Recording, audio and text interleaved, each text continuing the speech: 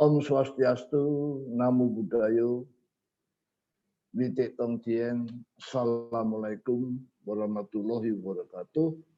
Shalom Alaikum, salam sejahtera buat kita semua. Sahabat dan saudaraku yang kekasih, apa yang kita bahas malam ini sebenarnya saya mengharap Pak stafnya Pak Nasaruddin hadir dan Bante hadir karena ini sangat menyangkut yang sangat esensial. Topik tentang salib Yesus ini sangat kontroversi baik di dalam Ibrahimik maupun di luar Ibrahimik. Saya akan mengawali dengan membuka satu pikiran kita bahwa manusia gambar Allah, makhluk paling cerdas di bumi ini punya dua sisi. Karena kuasa dan kecerdasannya rasional menghasilkan iptek dan sains yang luar biasa. Tapi di sisi lain karena keterbatasannya jadi irasional menghasilkan kecerdasan spiritual untuk mencari kembali sesembahannya atau asal-usulnya yaitu agama.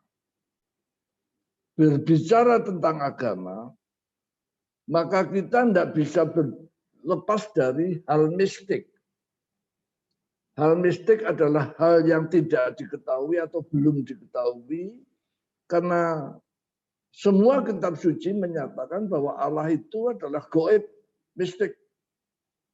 Jadi memang diskusi tentang agama tidak pernah menghasilkan satu pemahaman rasional yang benar. Memang itu bukan bidangnya. Tetapi dua bidang itu akan bertemu dan beririsan di dalam manusia. Karena manusia itulah subjek dan objeknya. Di dalam manusia, di dalam pikirannya, dalam kehidupannya. Sebagai umat beragama, kita yakin bahwa kecerdasan kita bersumber pada tuntunan ilahi atau kitab suci. Nah, malam ini saya ingin membahas hal yang kita bicarakan tentang salib Kristus dari sisi Alkitab. Alkitab adalah dasar iman Ibrahimik yang dipercaya 4 agama besar. Di dalam membaca Alkitab itu kalau kita melihat dengan teliti maka kita akan melihat dua medan pertempuran. Dua medan pertempuran atau dua medan kontroversi. Yang pertama di dalam dunia nyata, di mana kita melihat kejahatan dan kebaikan, di mana kita melihat nilai-nilai yang bertabrakan dan saling menegasi. Di dalam kesadaran rohani kita, kita menyadari bahwa ada satu pertempuran semesta. Kalau kemarin kita sudah membahas itu adalah pertempuran antara anak Allah yang bertanggung jawab terhadap manusia dan membela manusia dengan iblis yang ingin membinasakannya. Tetapi berbicara tentang anak manusia atau salib Yesus itu akan banyak sekali pendapat dan tidak ada kesepahaman bahkan di dalam kalangan umat Ibrahimik yang percaya Alkitab. Inilah ironinya. Nah, bagaimana kita mau memulai pemahaman ini? Saya mencoba untuk memberanikan diri untuk mencari gambaran lebih jelas menghadapi kekaburan ini, yaitu kembali kepada sumbernya. Martin Luther memberikan rumusan kepada kita untuk kembali dalam reformasinya, yaitu back to Bible. Saya tertarik dengan kemarin ada seminar di UIN Semarang dengan kata-kata ikro, membaca. Karena sekarang ini kita lebih banyak membaca tulisan manusia dan tafsirnya daripada membaca Alkitab, sehingga kita semakin kacau. Nah, kalau kita membaca Alkitab, maka kita akan melihat beberapa episode yang saya singkat aja. Pertama, manusia dijadikan sempurna, kemudian jatuh dalam pelanggaran dan dilempar ke luar Taman Eden. Manusia yang di luar Taman Eden tanpa buah kehidupan, maka manusia tidak berbeda dengan makhluk bumi lainnya, sepenuhnya di bawah hukum naluri. Di mana manusia dalam kefanaannya harus makan, minum, dan berketurunan.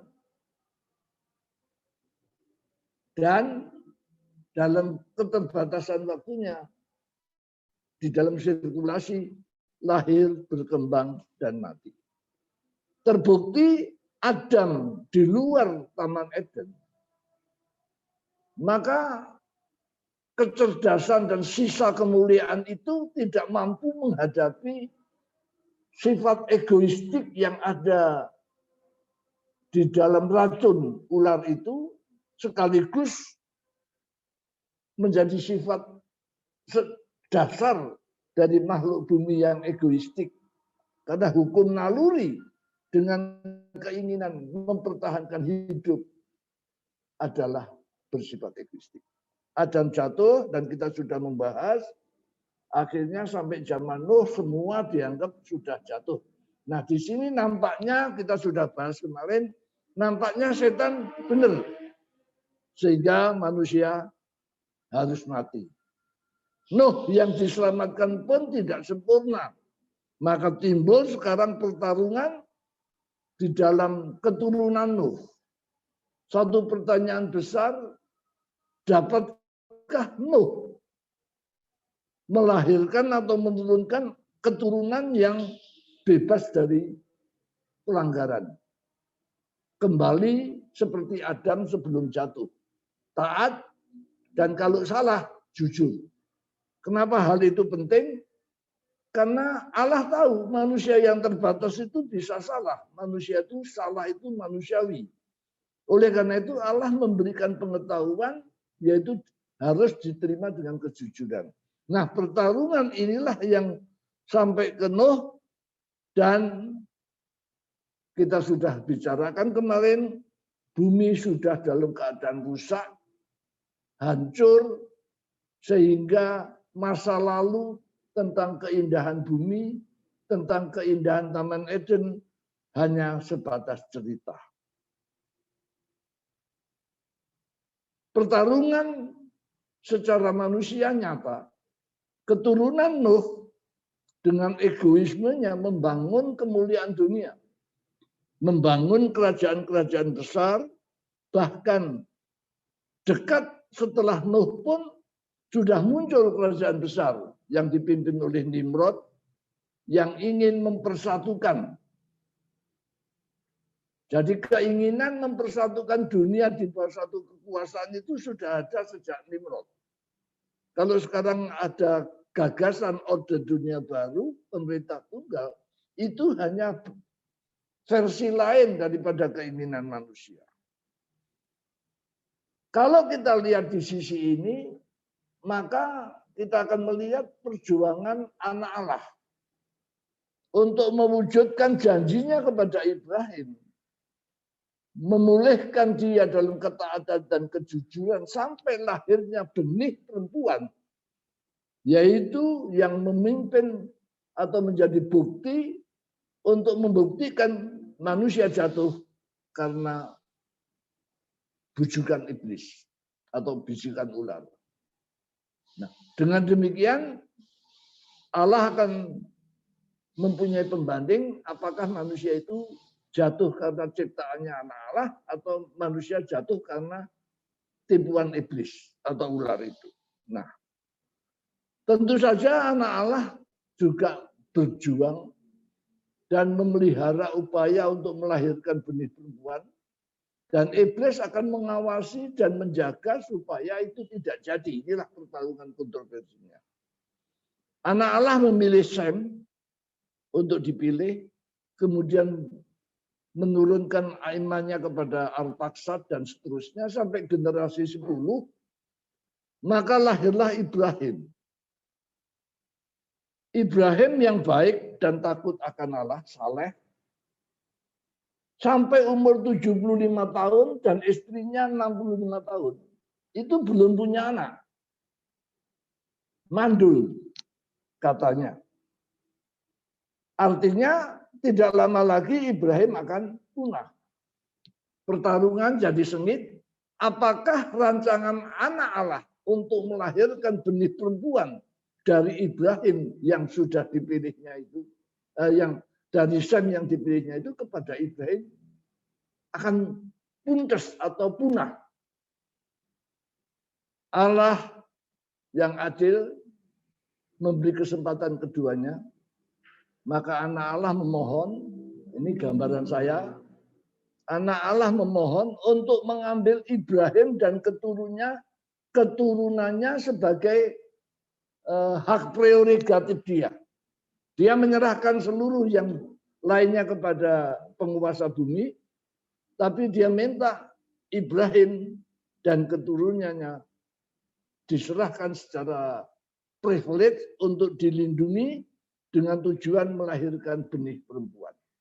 Inilah yang sukar dipahami dan ini akan jadi diskusi. Ibrahim dipilih mandul dan sudah tua. Tentu saja lawan daripada anak Allah juga diminta pertimbangan. Mereka tidak keberatan, iblis tidak keberatan karena dia mendapatkan kuasa atas seluruh dunia. Hanya Ibrahim yang dilepas. Lebih gampang ngawasi Ibrahim daripada ngawasi seluruh dunia. Untung-untung mungkin kalau itu saya, untung-untung anak Allah itu cuma memilih Ibrahim yang sudah tua dan katakan mandul itu. Dia tidak memilih orang yang hebat kayak Nimrod, Hammurabi, atau orang-orang hebat dengan kerajaan dan kuasanya yang besar. Saya kira ini sangat bisa diterima. Kita sudah melihat kemarin bagaimana Ibrahim yang sudah percaya mengadakan perjanjian. Ibrahim akan taat kepada Allah dan dia akan dipelihara dan dijaga keturunannya untuk menjadi berkat bagi dunia. Itulah Ibrahim. Ibrahim diuji dan ternyata ujian terakhir adalah ketika dia sudah sangat tua, anaknya yang besar Ismail sudah jadi orang besar di dunia, yang tersisa adalah Ishak yang masih remaja. Itulah satu-satu harapan. Itulah sukacita di hari tua. Tiba-tiba diperintah untuk menyembelih anaknya sebagai korban sembelihan. Tentu ini pergumulan. Saya bisa bayangkan bagaimana beratnya Ibrahim menghadapi pergumulan itu.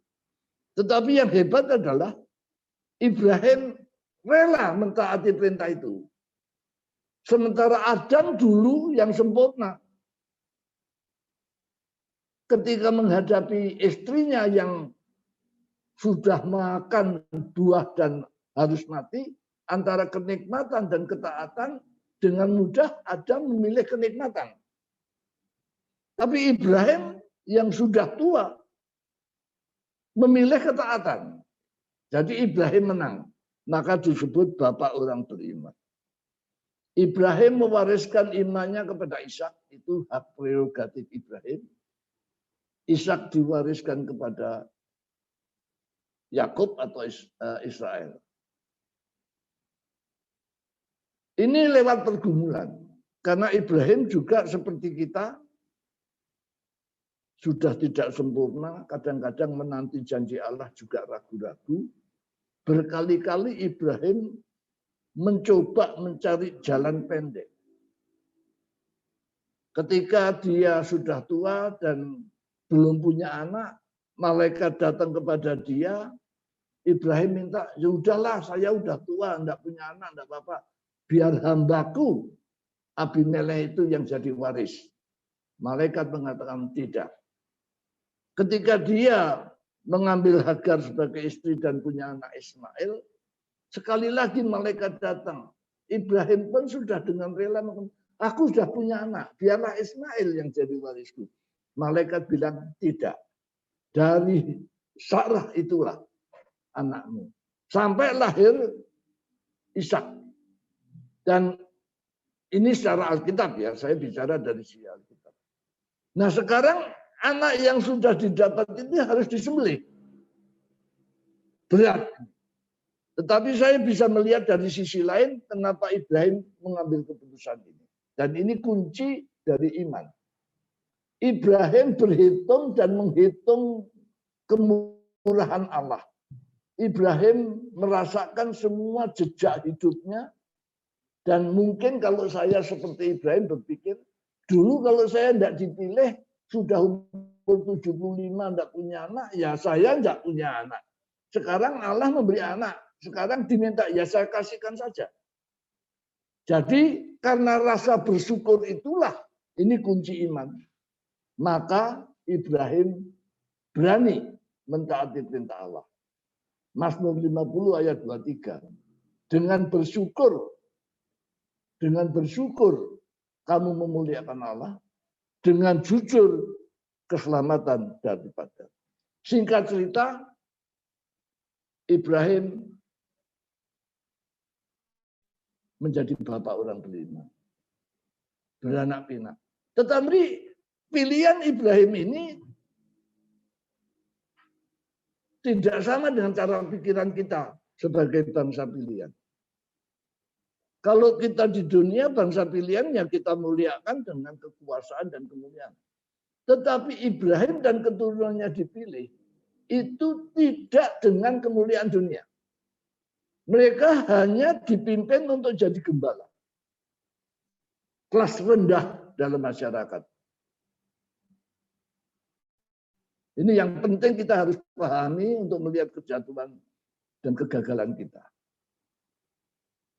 Sebagai gembala yang tidak berkelas, kemudian ditimpa bencana, harus lari ke Mesir, diselamatkan oleh Yusuf yang dibenci oleh saudaranya karena orang tuanya salah memanjakan, berbeda dengan anak yang lain, sehingga timbul konflik.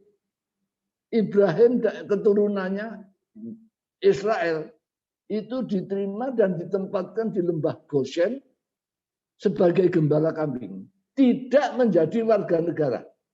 Jadi harus kita ingat, Israel di Mesir itu bukan warga negara Mesir, orang asing.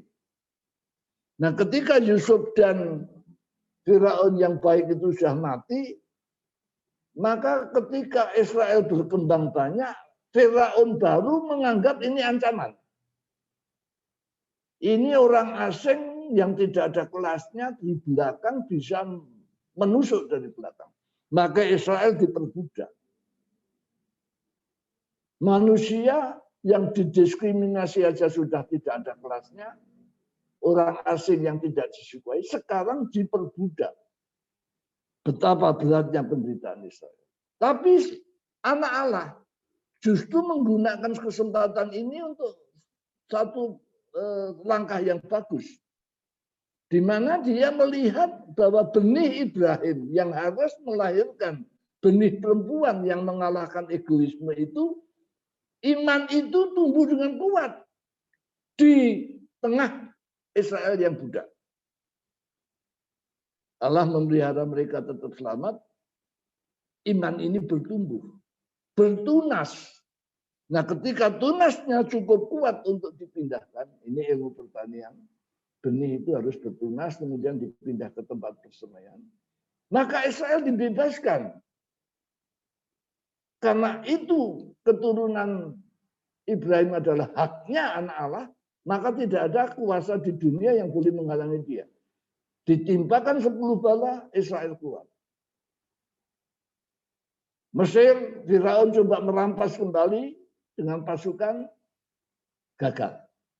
Nah, sekarang budak-budak Mesir yang keluar dari Mesir yang di dalamnya ada benih Ibrahim itu harus dipelihara untuk ke tanah perjanjian. Mereka dibawa ke padang belantara untuk ke Kanaan, karena Kanaan adalah tanah perjanjian antara Allah dengan Ibrahim. Ini kayak dongeng saja. Apa yang terjadi? Mereka budak yang tidak punya skill, yang tidak punya kekuatan, dipelihara dengan tiang awan dan tiang api. Supaya tidak mati kepanasan dan kedinginan. Dipelihara dari ancaman binatang buas dan binatang berbisa. Dikasih makan khusus, yaitu mana surga. Kalau kita dalam ilmu pertanian, inilah laboratorium pemurnian benih. Di laboratorium ini, maka untuk mencapai benih yang murni, makanan khusus dihitung untuk menumbuhkan iman. Itulah mana surga. Israel berkali-kali dalam perjalanan sampai ke tepi Kanaan, mereka belum siap masuk, mereka mengirim pengintai 40 hari bekerja di situ, membawa laporan yang tidak enak. Memang Kanaan subur, penuh susu dan madu, tapi musuh yang jaga di situ raksasa dengan kuta berkubu. Mereka tidak berani. Mereka belum tumbuh imannya. Mereka minta pulang ke Mesir. Maka mereka berbalik kanan. Tuntutan mereka dituruti. Karena itu hak. Allah tidak ingin memaksa. Dalam perjalanan di Sinai, maka Allah ingin memastikan benih Ibrahim itu. Maka diadakan perjanjian kedua di Torsina. Mereka dimeteraikan dengan nama Allah dalam Taurat. Kemudian semua budak Mesir mati. Selama 40 tahun perjalanan hanya Yosua dan Kaleb. Yang memimpin anak-anak yang keluar dari Mesir dan anak-anak Israel yang lahir di perjalanan masuk Kanaan. Inilah bangsa pilihan. Alkitab katakan, inilah bangsa pilihan. Dipilih untuk memuliakan Allah. Maka ketika mereka masuk ke Kanaan, mereka tidak membangun kerajaan. Mereka tetap gembala. Sekarang mereka tidak dilindungi dengan tiang awan dan tiang api. Harus berhadapan dengan kerasnya alam. Kalau enggak tumbuh itu. Kalau di laboratorium terus enggak tumbuh buahnya. Maka mereka dijaga dengan hakim-hakim yang tidak membangun kerajaan. Ini penting sekali karena ini nanti akan terlihat dalam pemberontakan Israel. 400 tahun mereka dengan pemerintahan Allah seperti itu, akhirnya Israel yang masih egois itu berontak minta raja. Tidak bisa ditolak. Samuel pun tidak boleh menolak. Allah berfirman pada Samuel, bukan engkau yang mereka tolak, tetapi akulah yang mereka tolak. Israel menolak Allah. Mereka memilih raja, tapi masih diberi syarat, masih dijaga.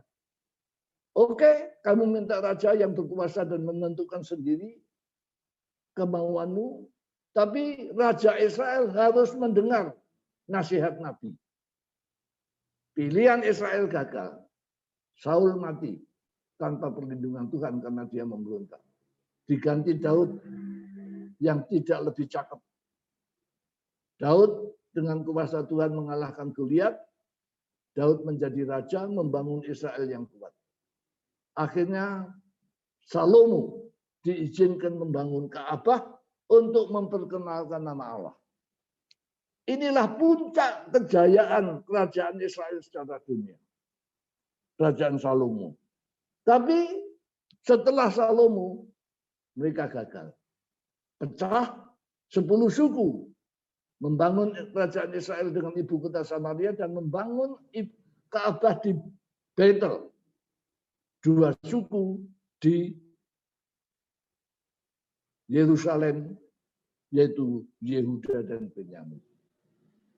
Tapi mereka bangsa Israel degil dan menolak menganiaya Nabi. Sampai akhirnya mereka diserahkan kepada dunia, 10 suku dihabisin oleh Asyur, itulah 10 suku yang hilang, 2 suku dihancurkan oleh Nebukadnezar. Sepertiga mati di perang, sepertiga dibawa ke pembuangan, sepertiga kembali kepada gembala-gembala tanpa kekuasaan dunia. Nabi pun dicabut. Sekarang Nabi tidak ada. Nabi terakhir Maliaki itu 300 tahun sebelum Masehi. Untuk memelihara iman keturunan Ibrahim ini, Allah memberi hikmat pada pemimpin agama Yahudi. Mengadakan kanonisasi Alkitab. Jadi kalau kita lihat itu pas kegenapannya. Nabi dicabut, kanonisasi diberikan. Jadi sisa Yehuda itu hanya hidup dengan Alkitab. Sebenarnya persis seperti kita. Menghadapi kedatangan Kristus, kita harus kembali ke Alkitab. Karena hanya itu pegangan kita. Apa yang terjadi? Di puncak tekanan iblis kepada orang percaya, maka sisa Yehuda itu akan punah ditelan oleh egoisme dan kekuasaan dunia. Disinilah saya menggambarkan sebagai penanggung jawab keselamatan benih perempuan. Anak Allah mohon kepada Allah untuk bisa turun menjaga. Maka tidak salah kalau di dalam Matius 15 dia turun kepada Yehuda. Jadi memang Yesus sebagai Mesias turun kepada Yehuda. Siapa Yesus? Maleakhi 3 ayat 1 mengatakan dia adalah malaikat perjanjian. Jadi kita akan melihat gambaran jelas. Diizinkan turun memimpin Yehuda. Untuk apa? Untuk memimpin sisa Yehuda yang sudah kenal Allah untuk taat pada Taurat dan syahadat. Sebagai bukti mengasihi Allah segenap hati, jiwa, akal budi, dan kekuatan. Dan untuk menjadi berkat bagi dunia, itu perjanjian dalam Kejadian 17. Yaitu mengasihi sesama seperti diri mereka sendiri dengan hidup jujur, setia, adil, dan benar. Bukan pekerjaan gampang. Ini adalah sebenarnya kemuliaan bagi Yehuda yang sisa. Karena kalau mereka setia, hidup bersama Allah, mungkin seperti Henokh yang hidup bergaul dengan Allah 300 tahun, kemudian diangkat. Tetapi Yehuda menolak Mesias. Yehuda yang masih egois itu menginginkan Mesias sampai hari ini, orang Yahudi. Mesias adalah sosok waris Ibrahim, anak keturunan Daud, yang membangun kembali kemuliaan kerajaan Daud dan membangun Ka'bah, sehingga dengan demikian dunia harus menghormati dan memuja mereka. Mereka mau selamat dengan ketaatan dan kebanggaan egoisme. Yesus disalib. Nah, inilah yang terjadi yang kita bicarakan, intinya sebenarnya di sini. Yesus mati disalib. Di dunia Yesus kalah, selesai. Tetapi saya membayangkan seperti waktu Adam jatuh di dunia terjadi manusia kalah dan di surga ada keributan, maka malaikat surga mempertanyakan keadilan Allah. Bagaimana malaikat yang mengenal bahwa Yesus adalah malaikat perjanjian yang diizinkan turun ke dunia, mati di tangan manusia. Minta keadilan.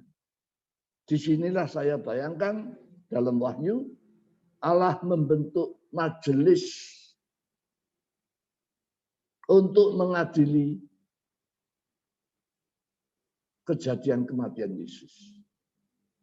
Semacam model juri.